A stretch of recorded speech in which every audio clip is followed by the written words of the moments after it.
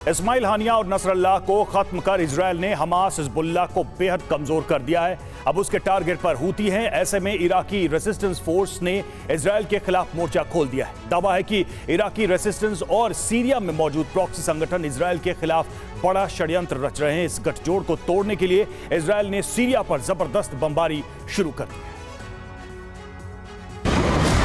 है। इजरायल की non stop strike से ईरानी प्रॉक्सी में कोहराम मचा है। ऐसे में अब इराकी रेजिस्टेंस ने मोर्चा संभाल लिया है। इराक में मौजूद ईरान समर्थित संगठनों ने इजरायल पर बड़े हमले शुरू कर दिए हैं। इराकी रेजिस्टेंस फोर्सेस हर घंटे इजरायल पर रॉकेट और ड्रोन अटैक कर रही है।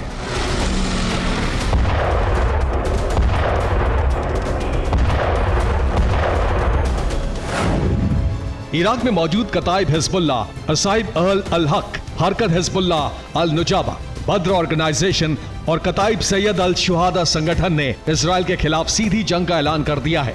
बीते 24 घंटे में इजरायल पर 100 से ज्यादा मिसाइलें और 40 से ज्यादा ड्रोन दागे गए हैं। इराकी रेजिस्टेंस फोर्सेस उत्तरी इजरायल और अकाबा की खाड़ी से लगते इजरायली शहरों को दहला रही है।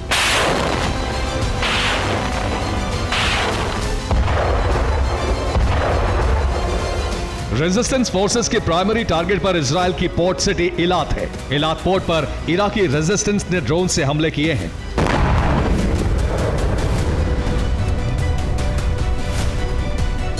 ये आज सुबह सूरज उगने से कुछ देर पहले की तस्वीरें हैं, जब एक इराकी ड्रोन इलात पोर्ट पर नजर आया। इराकी रेजिस्टेंस का दावा है कि यह ड्रोन यहां रखे कंटेनर से टकराया, जिसके बाद एक छोटा धमाका देखा गया। रेजिस्टेंस फोर्स के हमले दिन में भी जारी रहे। ये वीडियो कताइब हिजबुल्लाह ने जारी किया है। दावा है कि कताइब हिजबुल्लाह ने इलात पर दिन में भी आत्मघाती ड्रोन से हमले किए। सिर्फ इतना ही नहीं, इराकी रेजिस्टेंस ने उत्तरी इजरायल पर क्रूज मिसाइलों से हमला किया। रेजिस्टेंस फोर्स ने अपने संयुक्त बयान में कहा, हम आज भी इजरायली कब्जे का विरोध करते हैं। फिलिस्तीन और लेबनान में इजरायल ने मासूम लोगों को मारा है। नरसंहार के जवाब में हमने इलात के महत्वपूर्ण ठिकानों पर हमला किया। इजरायल पर ऐसे हमले आने वाले दिनों में और तेज होंगे।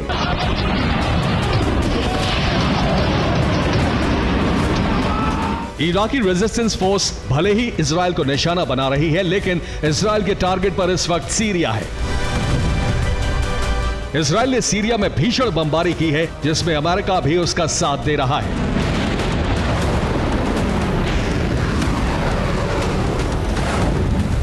बीते 24 घंटे में अमेरिका और इजरायल ने सीरिया में भीषण बमबारी की। अमेरिका ने 2 जबकि इजरायल ने 1 इलाके पर एयर स्ट्राइक की।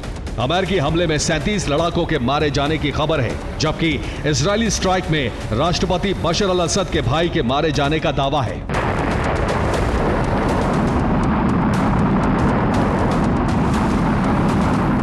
ये सैटेलाइट तस्वीरें सीरिया के कुदसिया की हैं।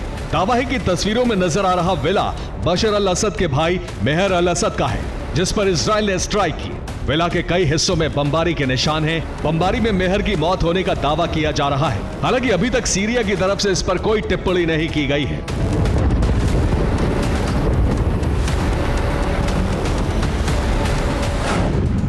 मेहर अल असद सीरियन आर्मी की 4th डिवीजन का कमांडर है। सीरिया में दूसरा सबसे ताकतवर शख्स माना जाता रहा है। सीरिया में मौजूद ईरानी प्रॉक्सी को मेहर ही कंट्रोल करता है। लेकिन सवाल है कि इजरायल और अमेरिका इराक को छोड़ सीरिया में बमबारी क्यों कर रहे हैं? साथ ही असद के भाई को निशाना क्यों बनाया गया?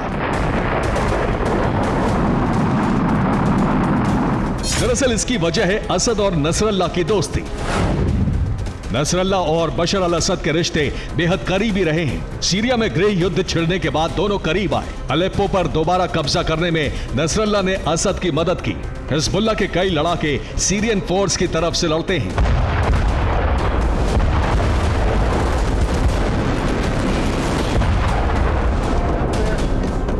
ऐसे में अमेरिका और इजरायल को डर है कि सीरिया में हिजबुल्लाह लड़ाके एकजुट हो सकते हैं।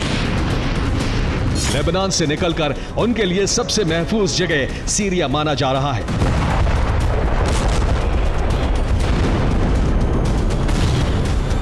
सीरिया इस वक्त इजरायल के लिए सबसे बड़ा खतरा बन सकता है। ऐसे में पहले ही इजरायल विरोध की सारी संभावनाओं को खत्म करना चाहता है। Bureau report, TV9, Bharatvarsh.